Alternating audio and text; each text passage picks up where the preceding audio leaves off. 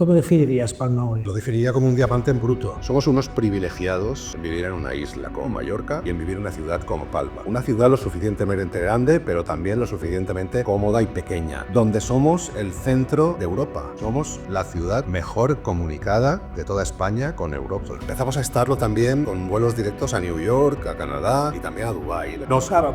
Ha costado. Los que trabajamos ahí es que ellos les crea muchísima curiosidad porque dicen queremos venir y no nos dejan. Porque se tienen que consolidar los proyectos. Voy a poner un ejemplo. Tenemos un proyecto que va a transformar la ciudad en el futuro, que es el Distrito de Innovación, lo que es el Palma Cultural Innovation Bay. Hasta que no generemos la confianza necesaria a inversores, a diferentes actores que forman parte de esto, no es una apuesta segura, sino que al final pues depende de eso, ¿no? Y estamos compitiendo, en este caso con Dubái, con Barcelona y con Madrid. Sí, pero Mallorca tiene un feeling diferente. Totalmente. Por eso digo lo del diamante en bruto. Tenemos que generar las circunstancias para que los que quieren y apuestan por nosotros, pues realmente lo hagan efectivo.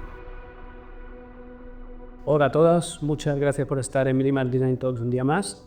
Hoy estamos con Jaime Martínez, arquitecto de formación y alcalde de Palma. Muchas gracias por recibirnos. Muchísimas gracias a vosotros. Va a ser un podcast muy especial.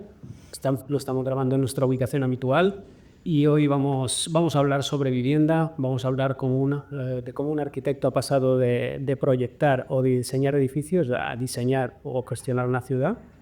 Así que, como empezamos cada podcast, Jaime, ¿cómo llega hasta aquí? ¿Cómo pasa un arquitecto a tener la idea, ¿no?, de presentarse a Carlia, ¿no? ¿Cómo una decisión passional, más visceral? ¿Cómo es? No, la verdad, meterse en política siempre es una decisión irracional. Entonces, pero previo a esto, bueno, un poco, a ver, mi condición de arquitecto siempre me ha acompañado en los diferentes retos que yo he tenido, ¿no? ¿Cómo he llegado hasta aquí? Bueno, me tengo que remontar un poquito antes, hace casi 20 y pico años, ¿no? Es decir, yo estuve muy ligado y trabajé en lo que era la Consellería de Turismo a finales de los años 90, donde allí pues empecé a tener una visión en tema de planificación turística, en tema hotelero y en tema también de cómo entender esas zonas maduras que hablamos hoy. Y desde ese momento pues fue un tema pues sugerente, ¿no? Donde me llevo después pues a especializarme un poco también pues, en el sector turístico y la planificación turística, hasta que fui consejero de turismo también en el año 2013, ¿no? Y bueno, esa condición política me viene de un poquito antes, aunque en el 2015 hice un parón absoluto hasta el 2023, que estuve 8 años, que me dediqué única y exclusivamente pues, a lo que decimos, a mi formación de arquitecto, ¿no? Pero en ese momento, año 21, 22, esa visión que tienes al final como arquitecto, que yo siempre digo, tenemos una suerte los arquitectos y es que vemos las cosas hechas antes de que se construya, es decir, simplemente proyectándolas, ¿no? Y eso es una visión que no todos tenemos, no porque seamos mejores, sino porque tenemos una formación y una experiencia que nos ha llevado a eso, pues yo soy muy crítico y como palmesano, pues era muy crítico con muchas cosas, hasta que dije, oye, deja de ser crítico, no puede ser que te levantes cada mañana y ser crítico, sino intenta hacer algo. Y entonces, pues decidí dar ese paso, presentarme para ser alcalde de Palma. Y yo creo que pues esa visión que podemos tener los arquitectos de ciudad, pero desde lo pequeño, desde el edificio hasta lo grande, que es esa estructura territorial donde se mezcla la realidad física, pero también la planificación y también la sociedad, pues me llevó a poder plantear pues, un proyecto de ciudad, ¿no? Y eso es lo que me ha llevado hasta aquí. Comentaste las caras, pasaste de diseñar edificios a diseñar una ciudad, muy curioso. Has hablado de que no te gustaba lo que veías, ¿no? La percepción que tenías. ¿Qué problemas crees que se estaban normalizando en ese momento? ¿Y por qué viste el clic de estudio? Desde lo más pequeño a lo más grande. Que no, y además yo lo distingo, yo digo lo urgente y lo importante, ¿no? Lo urgente es todo aquello que en el día a día pues, nos acompaña, ¿no? Pues problemas mundanos como puede ser la seguridad, la limpieza, la imagen de la ciudad. Y lo urgente en este caso también era la vivienda, ¿no? Y lo sigue siendo, porque es un problema estructural, ¿no? Es importante, pero también es urgente en este caso. Y después está la parte de lo importante, ¿no? Aquellas cosas que dices, oye, ¿qué ciudad quiero para mis hijos y para mis nietos? cómo tiene que ser la ciudad en el futuro, cómo nos trasladamos en el futuro para empezar a construirla ahora, cuando los tiempos políticos son de 4 años y 4 años no dan tiempo para absolutamente nada. Entonces, esa visión de planificación, que también la tenemos como arquitectos, esa visión estratégica es la que al final te marca un poquito pues, esos objetivos. ¿Y cómo se hacía en la ciudad? Pues conseguir una ciudad. Es que estamos hablando de la séptima ciudad de España, es decir, es una ciudad de casi 500.000 habitantes, una capital importante, de una isla importante y al final con un modelo económico y turístico complejo, ¿no? Pues eso nos llevaba a que viéramos de qué manera, con un cambio social absolutamente pues exponencial y también con un crecimiento de la población exponencial en los últimos 20 años, nos llevaba a que tengamos que hablar de cohesión territorial y social. Y eso se consigue, al final, con proyectos transformadores, como podríamos hablar del Distrito de Innovación, podríamos hablar de la fachada marítima con GESA, podríamos hablar también de sectores productivos como serán el recinto ferial y otras acciones que estamos poniendo en marcha, pero sobre todo hablar de cultura, de deporte y de sostenibilidad, para esa cohesión social y territorial que comento. ¿Cómo definirías Palma hoy, en este momento? Bueno, yo lo definiría como un diamante en bruto, ¿no? Es decir, es verdad que somos una joya, es decir, somos unos privilegiados en vivir en una isla como Mallorca y en vivir en una ciudad como Palma. Una ciudad lo suficientemente grande, pero también lo suficientemente cómoda y pequeña, ¿no? Donde somos el centro de Europa. Somos una de las ciudades, si no diría la ciudad mejor comunicada de toda España con Europa, sin ninguna duda. Empezamos a estarlo también con vuelos directos a New York, a Canadá y también a Dubái. Es decir, Dubái. Ha costado, pero nos estamos acercando pues, a lo que otros llaman globalización, pero nosotros pues llamamos... ¿Por qué cuesta tanto? Si ellos quieren y aquí queremos, ¿por qué cuesta tanto? Sí. Los que trabajamos ahí es que ellos les crea muchísima curiosidad porque dicen queremos venir y no nos dejan. Eso es complejo. Porque se tienen que consolidar los proyectos. Y tiene que haber folletos, ¿no? Pero proyectos me refiero de ciudad, es decir, de proyectos reales en el sentido de generar esa confianza. Es decir, voy a poner un ejemplo. Tenemos un proyecto que va a transformar la ciudad en el futuro, que es el Distrito de Innovación, lo que es el Palma Cultural Innovation Bay, que llamamos aquí en Nou Llevant, etc. Este proyecto que va a transformar parte de la ciudad y parte del modelo económico de la ciudad, hasta que no generemos la confianza necesaria a diferentes marcas, a inversores, a diferentes actores y agentes que forman parte de esto, no es una apuesta segura, sino que al final pues depende de eso, ¿no? Y estamos compitiendo, en este caso con Dubái, con Barcelona y con Madrid, que somos... Sí, pero Mallorca tiene feeling diferente. Totalmente. Y cuando vas a ir lo percibes así. Totalmente. Y por eso se consigue. Porque precisamente, por eso digo lo del diamante en bruto, ¿no? Tenemos que generar las circunstancias y las oportunidades necesarias para que los que quieren y apuestan por nosotros, pues realmente lo hagan efectivo. Claro.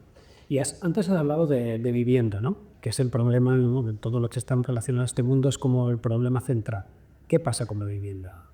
Y tenemos muchas peculiaridades, hay muchas quejas de que la vivienda hay costes muy elevados. Los que nos dedicamos a esto podemos dar una explicación o una idea, una teoría de por qué lo es, qué problema hay y qué ideas tenéis para solucionar esto, ¿no? Cuando eso nos influye a todos. Claro, el primer problema es estructural, ¿no? Y los problemas estructurales no se resuelven en 2 días, ¿no?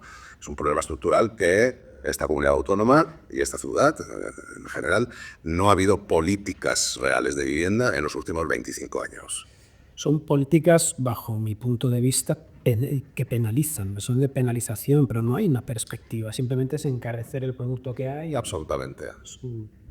Pero no ha habido ni políticas de vivienda social, ni políticas de vivienda asequible, ni políticas de vivienda libre. Ha sido ir contra la generación de la oferta necesaria para la demanda que tiene ya como crecimiento vegetativo, no como generar oportunidades de otro tipo, ¿no? Es que en los últimos 20 años hemos crecido en Palma, por ejemplo, 100.000 habitantes, hemos pasado de 375.000 a casi 500.000 habitantes, con políticas de vivienda cero, es decir, únicamente desclasificando suelo y prohibiendo, en lugar de abrir un poco pues ese abanico de posibilidades, ¿no? ¿Y dónde estamos? Pues estamos primero en generar esa estructura necesaria para desencallar otra vez esas políticas, agilizar el desarrollo de los urbanizables, ser creativos con diferentes tipologías de vivienda, como puede ser el co-living que existe en grandes ciudades europeas, volver a apostar también por la rehabilitación integral de barrios, que es lo que hacen en Europa en todas las ciudades. No rehabilitación, sino sustitución. Al final los barrios es como los edificios, tienen una vida útil, ¿no?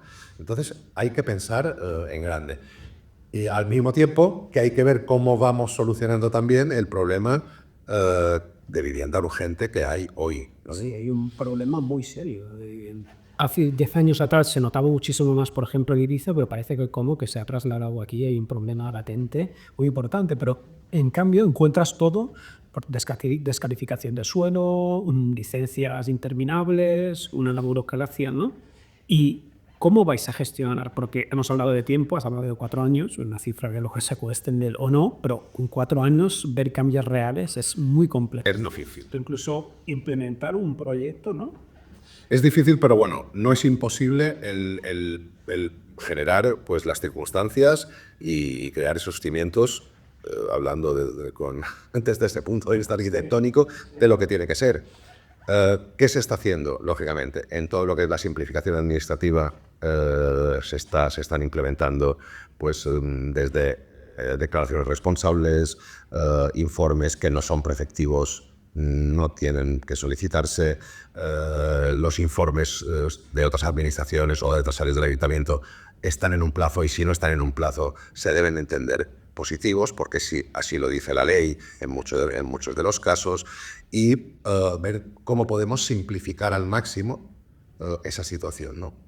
Que eso pasa también por un plan general que se aprobó en el año 2023, pues ver de qué manera también se acaba de simplificar, porque se aprobó de una manera pues, errónea y con muchos fallos que también se están resolviendo. Hemos incorporado bastantes visores e inteligencia artificial en lo que es las diferentes plataformas y herramientas del ayuntamiento. Eso también ayuda. Y al final, en lo que es generación más a medio plazo, pues agilizar al máximo. También en eso el Gobierno nos ha ayudado al aprobar pues, los proyectos estratégicos, también los residenciales estratégicos, y les damos prioridad. Y una tercera pata, que es eso, un plan de choque de vivienda, en el que pues, toda una serie de solares, propiedad municipal, dotacionales, los estamos sacando pues, a concurso a 75 años para que la promoción privada pueda hacer esas promociones con una obligación, es que sean de alquiler a un precio limitado y con porcentajes para jóvenes, otros porcentajes para la gente de la tercera edad y también para familias monoparentales. Es decir, ver de qué manera puedes cubrir los diferentes aspectos. Y darle una protección al promotor. Porque, claro, bueno, a ver, hablando un poco, bueno, los que estamos relacionados con este mundo, es una profesión de alto riesgo hasta el momento, ¿no? Si le puedes dar una seguridad jurídica o le puedes dar un avance, digamos, en cuanto al tiempo que podrá dedicar a esa inversión, es una perspectiva muy diferente que tener la incertidumbre, ¿no? Y luego estamos con los costes. Porque hemos hablado de que no hay vivienda y esto no solo encarece el vivir aquí, encarece cualquier tipo de actuación o trabajo que se vaya a realizar, porque no hay vivienda para trabajadores que vengan incluso de fuera o empresas que quieren participar aquí. Es todo un círculo vicioso. Totalmente. Se tienen que tocar muchísimos variables de esta ecuación tan compleja, ¿no? Pasa una por los costes. Lógicamente, la insularidad nos lleva a que los costes de construcción son más elevados. Por lo tanto, tenemos que seguir luchando un REP, un régimen especial aquí fiscal para Baleares, pues mucho más, que vaya mucho más allá.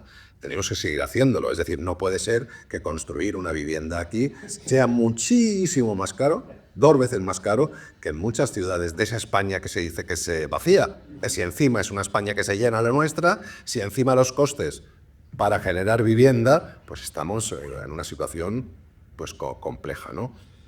Y por otro lado, pues pensar diferentes maneras de entender cómo poder crear esa oferta necesaria, ¿no? Darle mil vueltas, ligando también a la seguridad jurídica que comentas, es decir, donde pues la ley de arrendamientos urbanos, la ley de propiedad horizontal, esa ley antiocupación, pues se aprueben por parte de Madrid. Por lo tanto, ya estamos hablando de legislación estatal que no depende de nosotros, pero que al propietario pues le daría también pues un margen de esa confianza que cometo, ¿no? Solo como un detalle, por esa falta de seguridad jurídica, hicimos un estudio en Emaya, y había más de 10.000 viviendas sin consumo de agua. Eso quiere decir que hay 10.000 viviendas vacías y no están en el mercado precisamente por muchas razones, pero una de ellas es por la falta de seguridad jurídica en la ley de arrendamientos urbanos y en la de antiocupación. Mira, todo curioso, ¿eh? Ves que no sabemos. Totalmente. Y en todas estas medidas, ¿cuál crees que veremos a corto plazo? Corto plazo, digo, en 2, 3, 4 años, ¿no? Porque esto siempre es una carrera a larga distancia. Bueno, a corto plazo veremos herramientas del ayuntamiento y ligadas también a la inteligencia artificial. Estamos creando ahora un centro demográfico y turístico del dato también y que estamos gestionándolo para que sea una realidad en marzo o abril y empezar a caminar, que nos ayudará pues, a simplificar al máximo pues, todos esos procesos de tramitación de licencias, de aplicación de las mismas, de qué es lo que se tiene que cumplir y quién se hace responsable de esto, si el técnico municipal o el técnico que redacta el proyecto, todo eso lo veremos, lo estamos viendo ahora. Veremos también ese plan de choque de viviendas. Acabaremos este año 2026-27 con aproximadamente 1.000 viviendas en marcha, sea con proyectos licitados o en licitación, pero ya serán una realidad a corto plazo, solo para alquiler a precio limitado, que eso es importante. Y después veremos esos urbanizables, que son los que pueden generar hasta 10.000 viviendas entre una parte de protección oficial, otra parte de a precio limitado y otra parte a libre, que pueda diversificar al máximo la oferta que la DAGON le exige. Porque yendo al tema de las licencias, el tener esa incertidumbre, ¿no? Ese tiempo, esa dilatación en el tiempo, eso bloquea muchísimas posibilidades de inversión.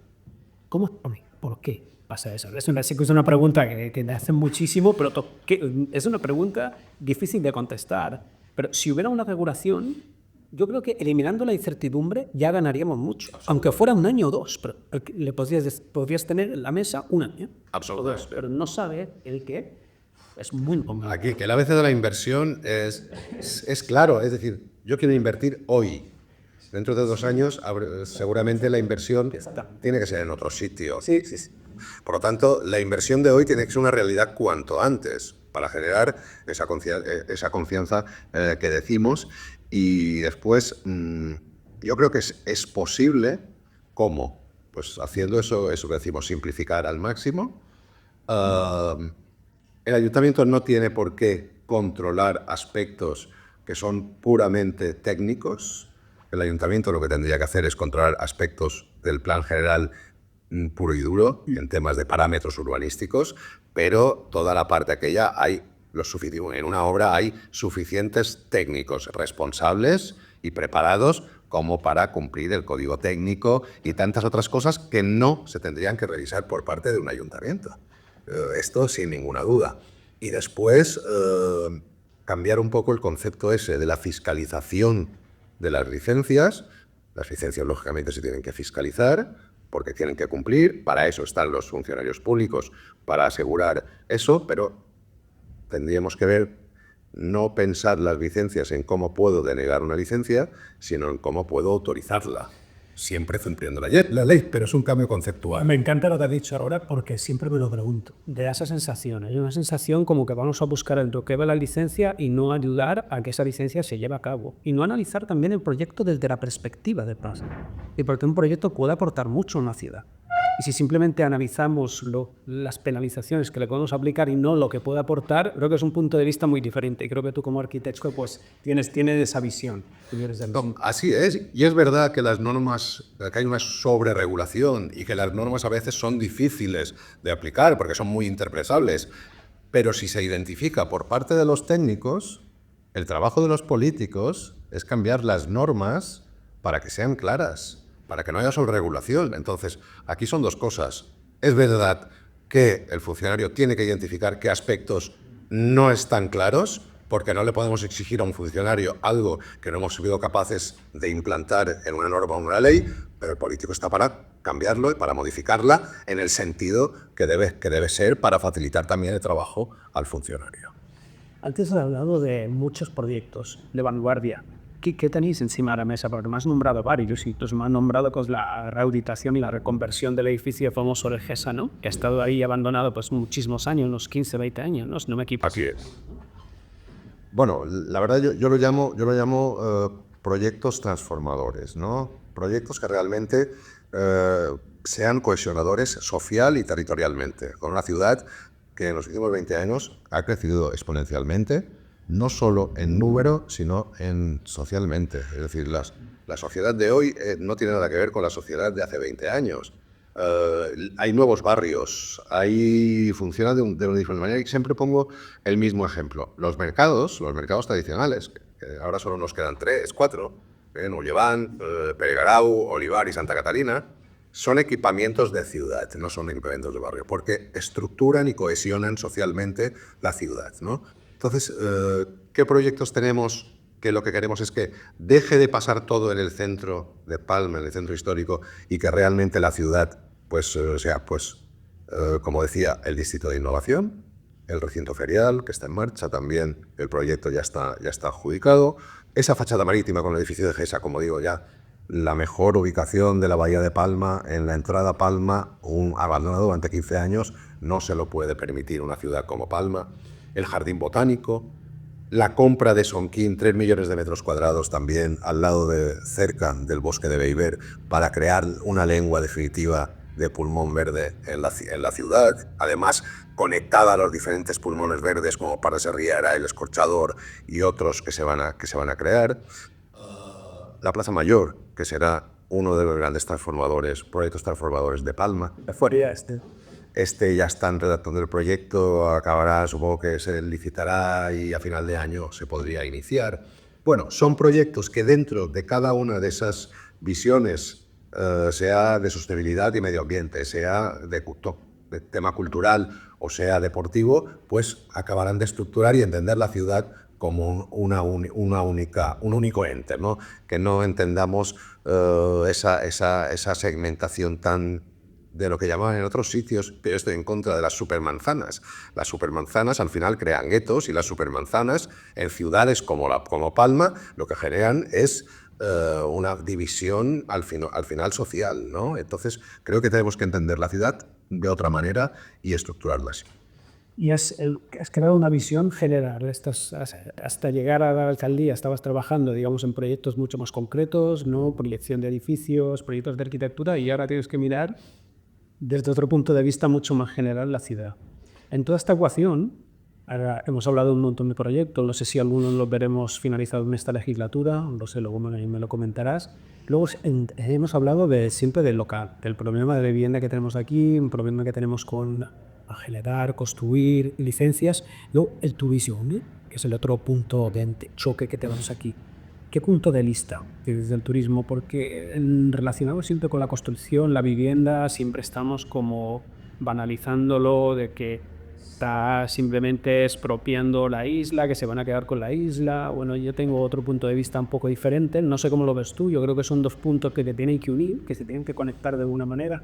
No sé cómo... Yo es que creo que lo que hay que tener clarísimo es que ni Palma, ni Mallorca, ni Baleares sería lo que es sin el turismo y sin el modelo económico y turístico que hemos creado en los últimos 50, 60 años.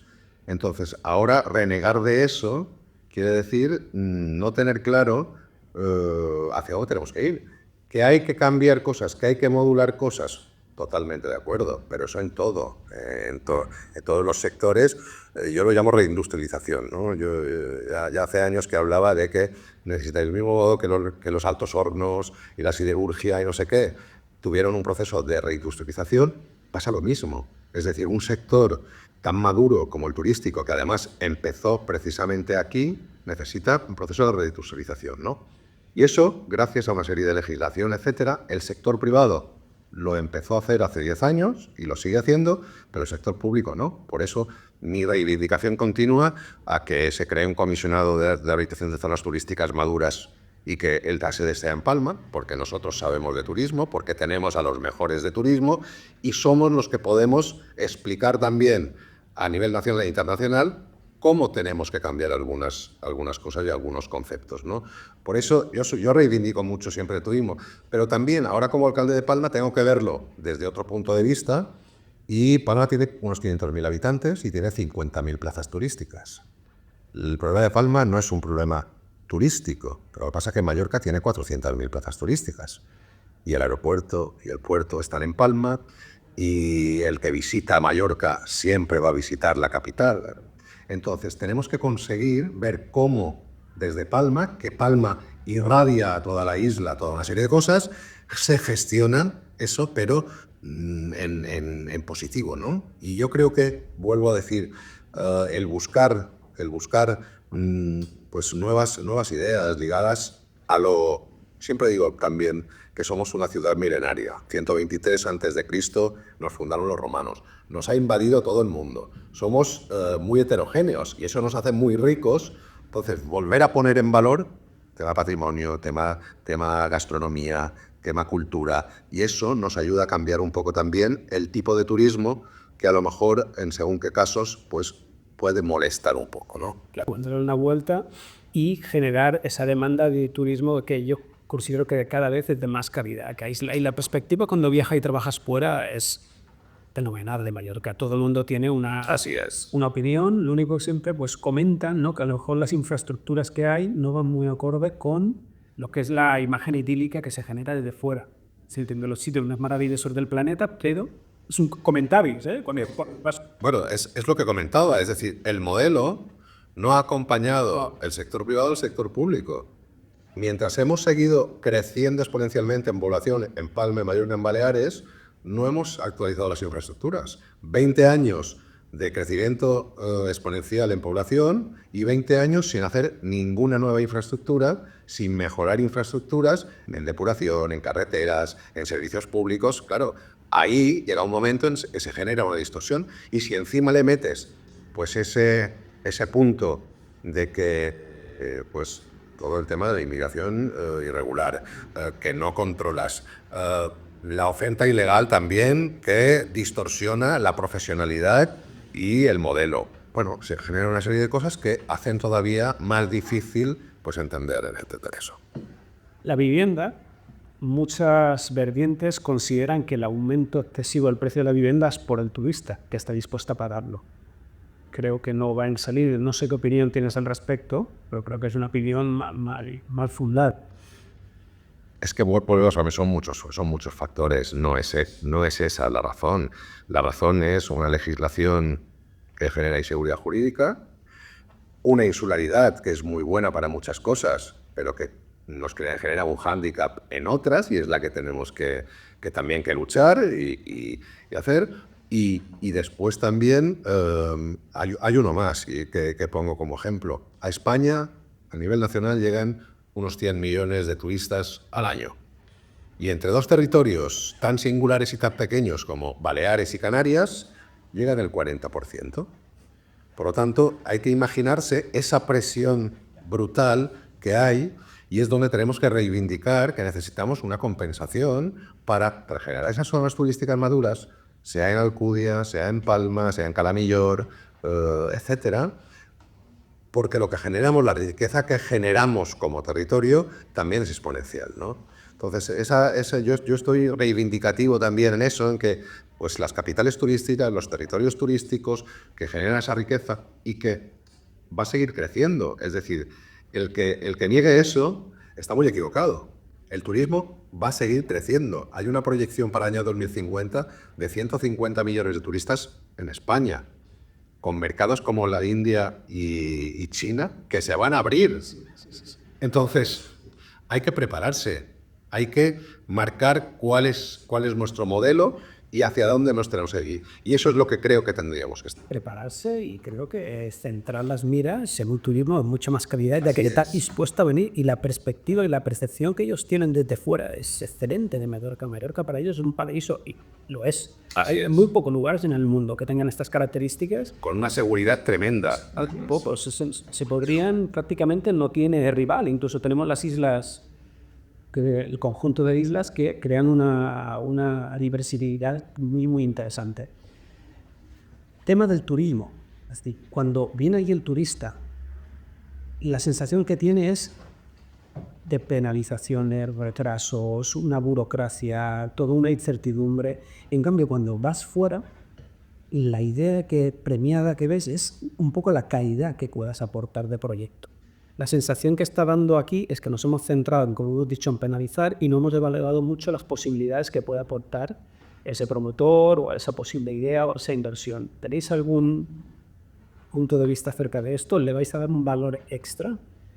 Bueno, a ver, precisamente uno de los proyectos clave en eso... A ver, eso es un cambio de paradigma de lo que estamos hablando, porque hemos de cambiar el pensamiento o la visión o el ambiente, el entorno, el contexto de todo eso para que sea viable, ¿no? Y creo que en Palma, selectándome en Palma, el distrito de innovación puede ser clave. Un distrito de innovación que no será como los otros que ya existen en Málaga, en Barcelona, etcétera, porque tiene que estar absolutamente ligado al conocimiento turístico, tiene que estar ligado a la economía azul, porque además está en esa bahía fantástica y ligada a uno de los puertos más importantes también de toda España, y que además, incluso que hablábamos de China y esos nuevos conexiones, hay puertos importantes en China que quieren tener relaciones también con nosotros directos. Eso nos puede ayudar, ¿no? Pero a lo que iba, hemos de cambiar un poco pues esa visión, como pues generando sinergias, alianzas. Estuvimos ahora hace un par de meses en Silicon Valley y estamos firmando convenios con Palo Alto, con Plug and Play, etcétera, porque hemos de ver de qué manera poner en valor desde aquí, ¿no? Desde uno de los primeros territorios que inventó el turismo que entendemos hoy, pero ligado a la innovación, ligado a las nuevas tecnologías, ligados al conocimiento, ¿no? Y ver de qué manera pues podemos cambiar esa manera de entenderlo. Y crear una pequeña oferta paralela al afarismo, ¿no? Totalmente. Pero no solo vayan al núcleo central, como os comentaba, de solo busquen players, sino que tengan otra cosa en el pie. Que eso no hemos de esperar, eso se está haciendo. Como se sabe, Palma ha apostado mucho por la cultura. Estamos en un proceso también de ser candidatos a Palma Capital Cultural Europea en el 2031, que en los próximos meses vamos a ver si se resuelve. Como digo, si lo conseguimos será un fantástico, pero si no lo conseguimos será lo mismo, porque seguiremos trabajando en la línea y con los objetivos que ya hemos marcado, ¿no? Estos 2 años de apostar por la cultura, pero no solo para el turismo, sino también para el residente, porque lo primero, estamos poniendo pues en marcha toda la programación, equipamientos, la misma reforma de la Plaza Mayor, con el centro de interpretación de la ciudad que va a estar ahí, es para el residente, pero al final también para el visitante, ¿no? Y entonces, como decía, ya esa diferente programación y visión de lo que tiene que ser la cultura, por ejemplo, en Palma, nos ha llevado que hemos tenido un incremento de un 10% de los visitantes que vienen por motivos de cultura y patrimonio. Por lo tanto, si se trabaja eso, no traes más gente, sino que la traes mejor, entre comillas.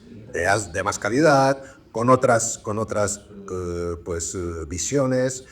Eso, pues, para que ir a la playa seguramente, pero viene por la gastronomía, por las tradiciones, por el patrimonio, por la cultura.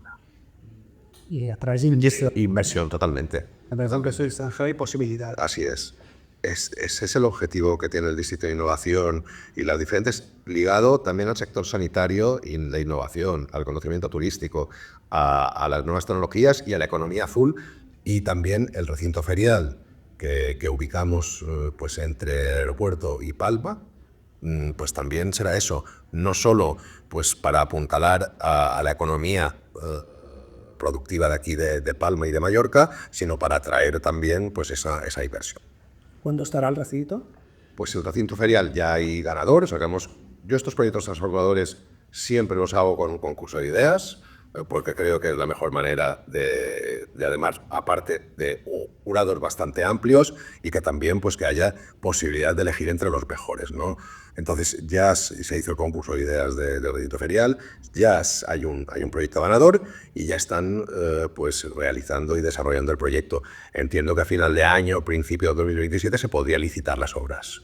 Muy bien. Y sale un concurso, ¿no? Se pueden presentar libremente y vosotros elegís un poco, según la competencia, los que se han presentado, que consideráis el mejor proyecto. Va un poco ya para un aporte de calidad. O sea, todo con una serie de condicionantes, de programa, etcétera, pero y un jurado que participa todo el mundo, desde las diferentes administraciones hasta el Colegio de Arquitectos, hasta arquitectos de reconocido prestigio. Incluso hemos incorporado también en los jurados a los vecinos, a representantes vecinales y de algunas otras sectoriales.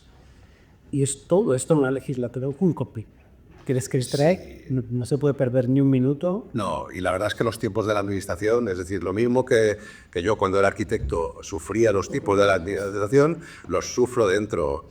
Es decir, los mismos proyectos que se quieren impulsar en el ayuntamiento, se ha creado pues una situación, pero por los últimos, por 20 años, por la manera de hacer en los últimos 20 años, que todo es muy complejo, ¿no? Y todo es muy complicado.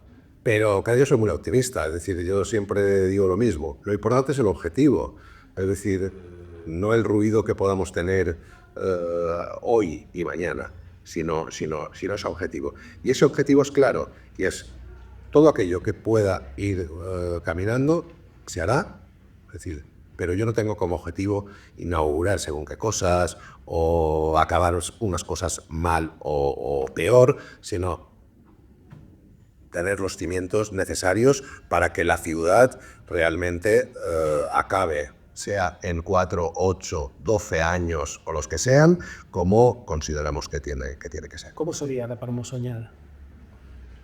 Bueno, yo creo que básicamente, a nivel conceptual, es volver a la esencia, volver a recuperar la esencia de Palma, el origen, ¿no? Hablábamos de los romanos, ¿no? Pues, oye, poner en valor la ciudad, toda la historia de la ciudad, desde los romanos hasta ahora. Ese centro de interpretación va a explicar todo eso. Va a poner en valor no solo la historia, sino también los personajes. Joan Miró, Ramon Llull, Camilo José Cela, Robert Graves, José María Llompart, Antonio Maura, que fue presidente del gobierno 3 veces y parece que no se conoce, ¿no? Poner en valor todo eso y explicar la historia, ¿no? Pero vuelvo, no solo para los visitantes, también para los ciudadanos, que muchos lo desconocen.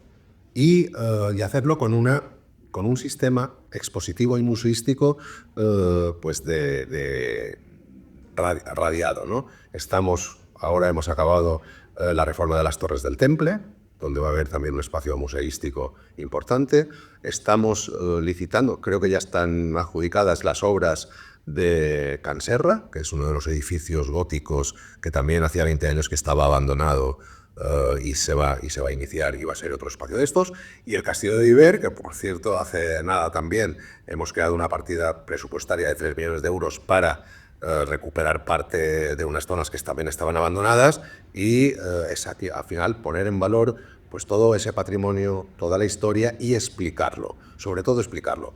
Eso uno, pero dos, que sea una ciudad, lo que hablaba de lo urgente, ¿no? Una ciudad limpia, una ciudad segura, una ciudad que se planifique a nivel de mantenimiento. Hablamos de un plan Renove, que realmente se planifique cómo se van reformando el mobiliario urbano, las luminarias, las aceras, las calles, algo que parece tan simple y que estaba abandonado, ¿no? Y después una ciudad, pues lo que digo, ¿no? Con el deporte, la cultura y la sostenibilidad que marquen cómo se define territorialmente, con una ciudad deportiva completa, con un bosque de Beiber, Sonkind y otras conexiones con la Sierra de Tramontana, pero también con el puerto. Es decir, abrir la ciudad al mar y a la montaña, que muchas veces pues, ha estado encerrada en sí misma. ¿Tienes alguna ciudad que pondría el ejemplo europea, española? Yo creo que somos, Palma es única. Es única. ¿Algún modelo que te interesante?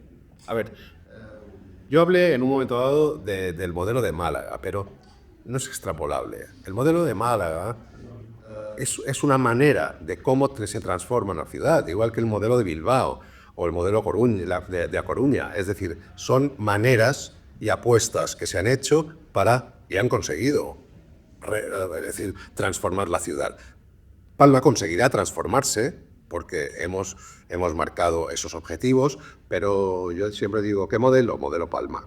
Seremos diferentes porque somos únicos y porque al final creo que con ese diamante en bruto que digo, no puede salir otra cosa que no sea exclusiva, no que sea única. Sí, es como la afirmación que has hecho es muy revelatoria, es decir, es un diamante en bruto. Yo creo que todo lo que tiene son posibilidades enfrente. Cuesta mucho implementarlas, a ver si es verdad mucho que reducimos tiempos, pero creo que tiene muchísimas posibilidades. Si Palma fuera una persona, ¿cómo la definirías? ¿Cómo definirías a Palma? Porque han dicho que es tan peculiar y única, ¿no? ¿Cómo definirías a Palma?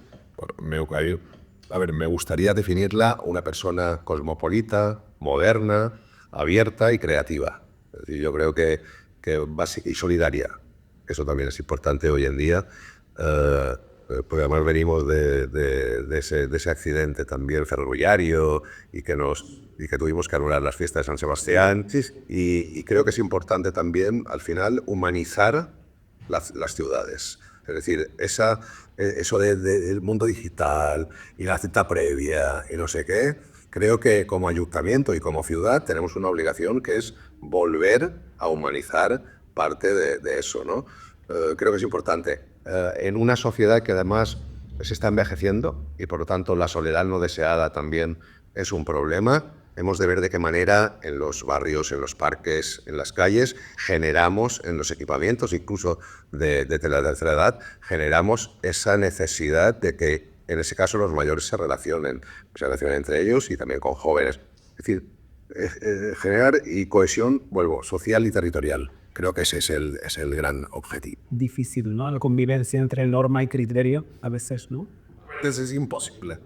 A veces es imposible. Pero vuelvo a decir lo mismo, las normas están para cambiarse. Si el objetivo es uno, hay normas con las que tú no puedes llegar a ese objetivo. Entonces, si el objetivo es bueno, habrá que cambiar las normas. Y esto es lo que se les pide a los políticos en las diferentes administraciones, porque si no, no hacen falta. Basta que gestionen las administraciones los mismos funcionarios. Si no hay políticos que marcan objetivos y que cambian normas, no sería necesario. ¿Cómo crees que ha influido tu patrocinio del arquitecto en la visión global que tienes de ciudad? ¿Cómo te ha influido? Tienes una visión mucho más técnica, ¿no?, de lo que es la ciudad. Bueno, me ha influido muchísimo. También es verdad que intento reafirmarme como alcalde y no En otro lugar. Es decir, ser arquitecto es bueno para algunas cosas, pero yo no he venido a hacer de técnico a Palma, yo no he venido a hacer de arquitecto a Palma, pero sí que es verdad que esa visión, como decía, ver las cosas hechas antes de que sean una realidad, sino en un proyecto, o entender como un todo la ciudad y la planificación. También soy especialista en planificación urbanística, pues mi paso también por turismo, etcétera, en un destino y en un territorio pues muy marcado por el turismo, me ha ayudado también a ver ese equilibrio entre el residente y el visitante, cómo se tiene que gestionar en la ciudad. Me ha ayudado mucho ser arquitecto, la verdad. Es que el proceso desde una idea hasta que es realidad de todo ese proceso Es el proceso en todas las decisiones al final que tomas. Por esa gran escala. Lo que hablaba, el objetivo es el proyecto, el objetivo es hacer realidad el proyecto, ¿no? Y eso sin duda me ha ayudado, pero intento abstraerme a veces de mi condición técnica, porque creo al final también como alcalde, el ayuntamiento, no como arquitecto. Complicado. Llevo casi una hora hablando. Te haré 2 preguntitas para terminar. ¿Qué cambiarías, aunque no sea posible? Y si estuviera en tu mano, ¿qué cambiarías? ¿Vale? Aunque no sea viable, ¿qué es lo que harías? Que tú tendrías claro, ¿qué harías? Una decisión que tomarías. Muchas cosas. A ver, cuando vamos a según qué países o según qué destinos donde están iniciándose turísticamente, por ejemplo, o tal, y nos preguntan, ¿qué harías? Muchas veces yo respondo no. Te voy a contestar todo lo que no haría. No harías, claro. ¿No? Porque nosotros tenemos mucha experiencia en esto. Nos hemos equivocado en Palma o en Mallorca, nos hemos equivocado muchas veces en muchas cosas. Por lo tanto, hay muchas cosas que deberíamos volver a rehacer, ¿no? ¿Qué harían? Mira, para poner un tema concreto, por ejemplo, el paseo marítimo de Palma, yo lo hubiera soterrado. Que es un proyecto que ya existía hace 30 años. ¿Soterrarlo? Sí. Había un proyecto hace 30 años en la ciudad, No tenía idea. en el plan general, que era soterrar el paseo marítimo desde la entrada del Palacio de Congresos hasta Portopí. Eso soluciona la ciudad. Lo han hecho otras ciudades. Barcelona lo hizo en las Olimpiadas. Málaga creo que está trabajándolo. Entonces creo que es una oportunidad perdida haber reformado el paseo marítimo y no haber pensado más en grande y haber abierto realmente la ciudad al puerto, realmente haber solucionado la movilidad. Eso se ha dado un poquito. La movilidad de Palma. Entonces, ahora tendremos que solventar problemas que no existían por un proyecto pues, que no se ha pensado ni de cara al futuro ni para una ciudad como Palma, que tendría que haberse abierto definitivamente al mar. Y en cuanto al diseño general de lo que es la ciudad, ¿hay un plan genérico para consensuar o llevar una línea estética de todos y cada uno de los elementos? Como diseñador es un punto que a mí me crea muchísima curiosidad, porque sí que es verdad que en otros destinos sí que veo que hay una coherencia en todo. Y yo me imagino que debe haber un departamento de diseño, como una Marquesino, por ejemplo, ¿no? Que haya una coherencia estética. A veces ves que hay elementos de todo tipo, colores mezclados, no parece como que no se le da mucha importancia a eso. Y creo que es fundamental para la calidad y la estética visual del sitio. Ya hay normas.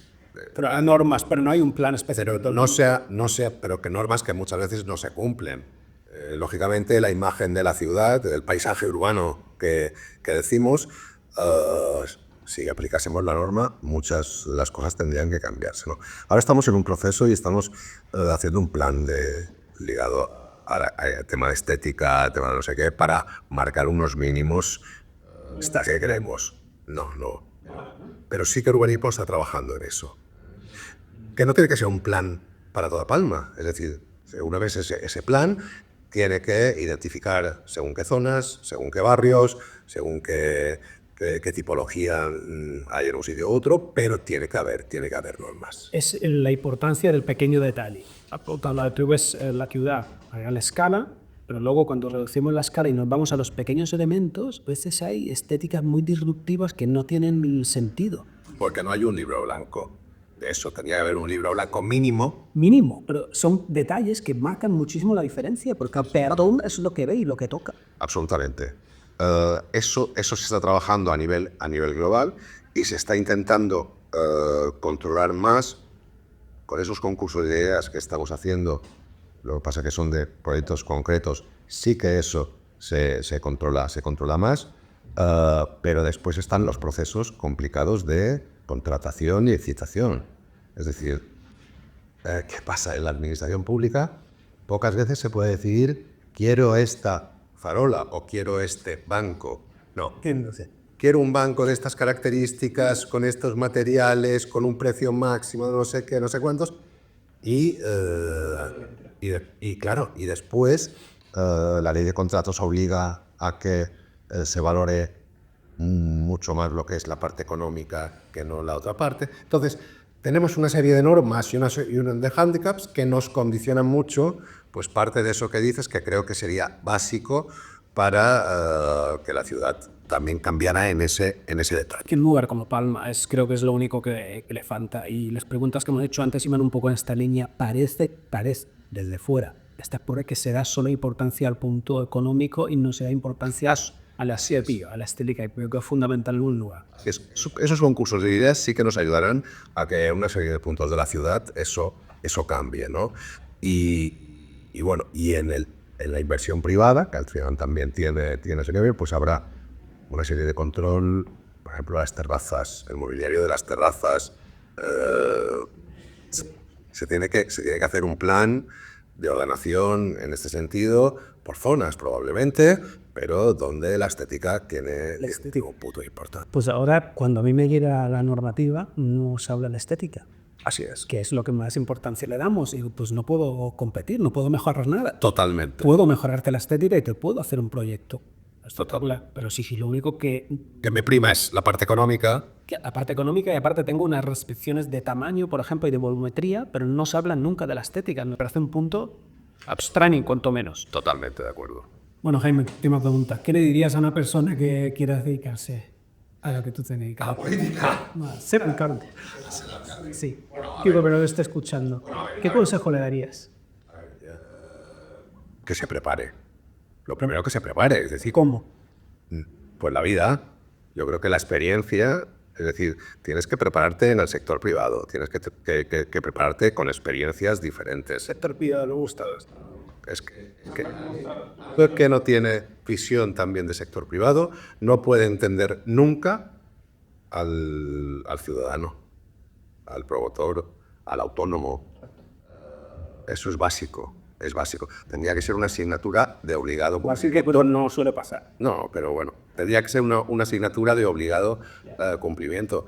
Ahora, decir, vale la pena, es un orgullo. Es decir, yo digo, en los últimos 50 años ha habido 7 alcaldes en Palma. Es un orgullo poder ser alcalde de tu ciudad. Es una responsabilidad también importantísimo, pero además el poder tomar decisiones que mejoren la vida de los demás y que las hagan un poquito más felices, pues también es importante. No, y guiar un poquito el camino, porque los proyectos pues probablemente en una legislatura no se vean consumados, pero siempre está ahí, esa punta. Así es. Muchísimas gracias, Jaime, me ha encantado. Gracias por tu tiempo. Muchas gracias a ti.